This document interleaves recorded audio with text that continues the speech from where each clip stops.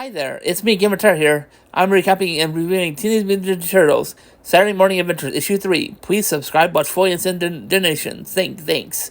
Let's get started. After returning the gear after the Turtles stole from TCRI under the Rat King's influence, Professor McKelvin requests that the Turtles help find a seed probe that was mysteriously disappeared after it went to investigate an anomaly on the ocean floor. The Turtles oblige, in part to feeling bad for committing theft. The Turtles take a sub down to find the probe, but they are suddenly attacked by a mechanical squid, which seizes their sub and damages their navigation equipment. It takes them to a domed city. The citizens, upon opening up the Turtles' sub, and suddenly are surprised.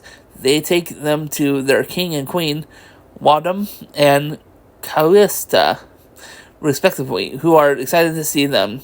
The kingdom they have been brought to is Turtlelantis, a nation of amphibious people whose entire structure are themed around turtles.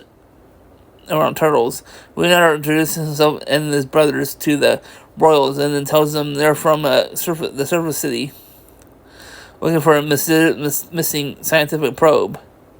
Castilia says they have it, and that it can't be found because their dome blocks the signal. But they sent their mechanical squid to see if anybody would come to retrieve it. Wadram says that they can return the probe, but first they have a problem. Judging by their weapons, he thinks that they can help. To prepare for combat, wondering how hard their opponent must be if four of them were recruited to fight one combatant. Donatello wonders about the possibilities of what sort of scientific knowledge he can be shared if he helps with a dialogue between Professor McGuffin and the Turtlelantians, while Michelangelo puts on a familiar outfit, and Raphael tells him to take it off, so he's not going anywhere. Turtles step on the Turtlelandian weapons and helmets, and suddenly are faced with their foes, Slash. He apparently saw the mechanical squid in the water and chased after it, wanting this shiny thing, and it took him to Turtlelantis, where the guards then took him to the arena. Turtlelantis has laws that make the arena champion more important than the king, and thus he's been terrorizing the nation with his status. Slash overpowers the turtles, and Donatello realizes that they're not strong enough to force him to leave. He uses his spear to bolt up to the king and queen, and asks if who are amphibious.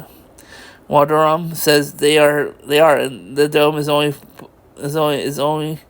in place because he prefers his socks to be dry, despite being barefoot. Donatello says he thinks that he can force Sasha to leave on his own, but they're going to have to break the dome to do it.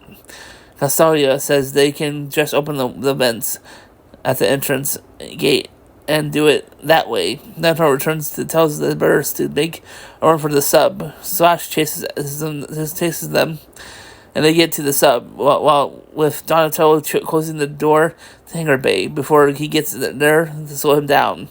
He opens the vents to the entire city, and water begins rushing in, with Slash breaking through the door just as the turtles take off.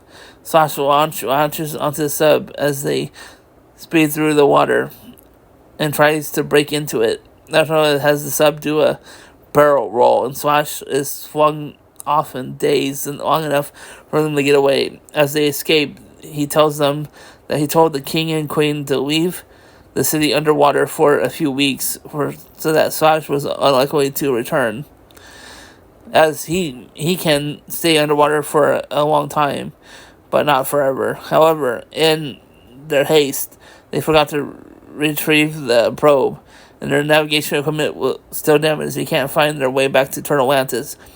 Unfortunately, as long as they head west until they hit the coast and they follow the sun, they should be home in time for pizza. Leonardo says that they should be able to give the helmets they were wearing to Professor McGuffin to study. Also, as proof that they were able to at least locate the probe. Meanwhile, Josh has rushed up on a tiny island with a single palm tree, which he vows to enjoy until he can plot to crush the turtles once and for all.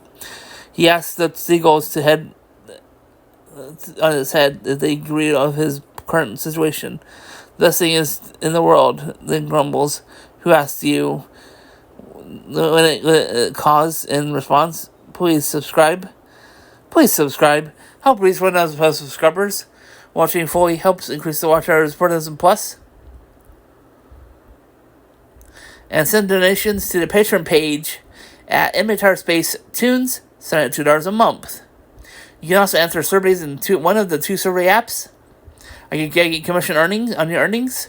Have a blessed day. See you next video visit. But for now, bye!